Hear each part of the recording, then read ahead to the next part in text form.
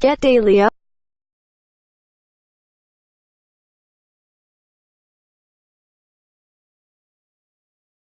updates directly to your inbox, plus subscribe. Thank you for subscribing. Could not subscribe. Try again later. Invalid email. Owen Coyle slammed referee Stephen McLean after the whistler failed to award a penalty when David Bates handled the ball. The Ross County boss was left raging at the decision not to award a spot kick, but insisted the penalty that was given was also a stonewaller. He said, "They were both penalties, but the one that wasn't given looked an even bigger penalty. Draper has the header and it's on target." Image. SNS Group. If it doesn't hit his hand, it's possible a goal. That's huge. You know instantly when 4 or 5 players appealed that it's a penalty, but it wasn't given. Quote. Image. SNS Group. Rangers boss Graham Murdy refused to criticize the decision but felt it was harsh on Russell Martin.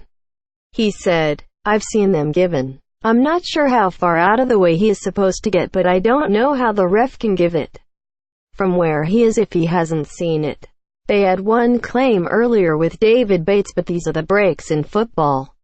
You can't moan about the referee giving it or not giving it because it's part of the game, and we hope that these things don't become critical in the game.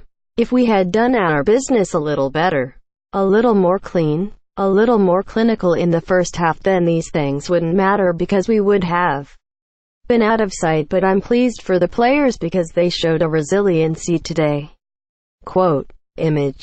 SNS Group. Murdy thanked Jason Cummings for bailing out Rangers against Ross County as he opened his Light Blues account. The Ibrox men had to grind out a 2-1 victory in Dingwall despite taking an early lead through Daniel Candeas.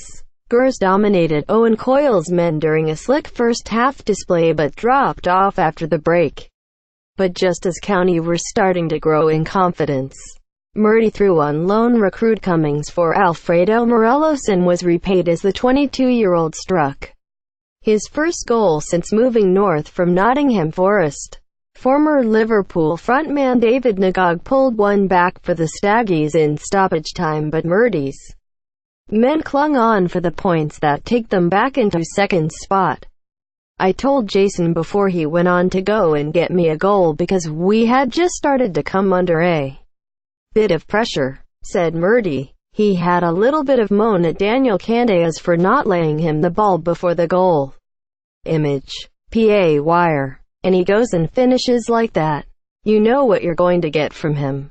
And from Alfredo as well. We have finishers at the club. We have options. And I think you saw bits from us that were very, very good. He's got that bit about him. You don't think the club is too big for him. You don't get that impression. You get the impression he is relishing and loving life at the moment. Which is good. It's my task now as the manager to get all the squad like that.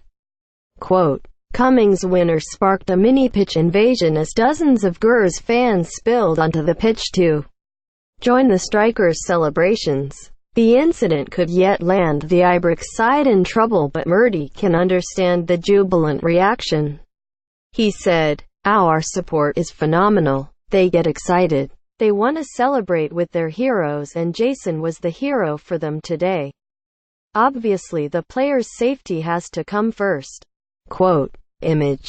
PA. Candeas struck after 21 minutes, but his 20-yard effort should have been stopped by County goalkeeper Aaron McCary, who let it fly throughout his hands. Gers allowed their pace to slow after the break, but the introduction of new signing Greg Docherty and Cummings gave them fresh energy, and they were on course for victory when the former Hibs striker pounced on Ross Draper's misplaced pass with 8 minutes left, drove forward before sliding home his first ever top-flight goal.